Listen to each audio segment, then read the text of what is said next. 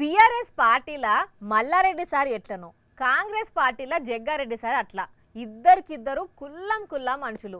Mallareddy sir నోటికి ఏదొస్తే అదే మాట్లాడతాడు. కడుపులో ఒకటి పెట్టుకొని ఇంకోటి బయటికి అస్సలే మాట్లాడాన్ని చూస్తేనే అర్థమవుతుంది కదా. అట్లనే జగ్గారెడ్డి సార్ సేమ్ అనుకోండి. సరే, ఈ ముచ్చట్లన్నీ తర్వాత కానీ ఇప్పుడు వార్త ఏంది అంటారా?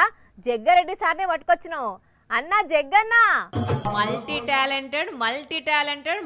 టాలెంటెడ్ పో చూసిన రానుల్లా. జగ్గారెడ్డి సారు దరువు పాటకు తగ్గట్టు చేతి వేళ్లతోని మహిమ చూసుకుంటూ మ్యూజిక్ డైరెక్టర్ కొట్టినట్టే కొడుతున్నాడు.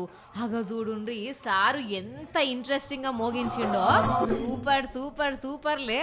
మరి ఎప్పుడు చూడు పక్క పాటోళ్ళనే మైకిలలా మోత మోగించి వాయించే జగ్గన్నలా ఈ కోణం కూడా ఉన్నదంటే మామూలు ముచ్చట కాదుల్లా.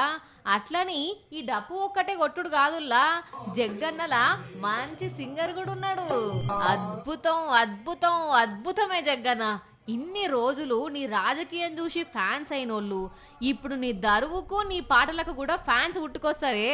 అయినా ఎప్పుడు చూడు రాజకీయాలతో బిజీగా ఉండి వీళ్ళ పార్టీ పవర్లకు వచ్చినాక గాంధీ భవన్ నుంచి కదలకుండా మీటింగులు పెట్టే అన్న యాడికి పోయిండు అంటే తన నియోజకవర్గం సంగారెడ్డిలా రామ్ మందిర్లో భక్తులు భక్తి పాటలు వాడుతుంటే అక్కడికి పోయిన సారు అందరితో కలిసి ఇట్లా పాటకు తగ్గట్టు డోలకు కొట్టి పాట వాడింది అన్నట్టు.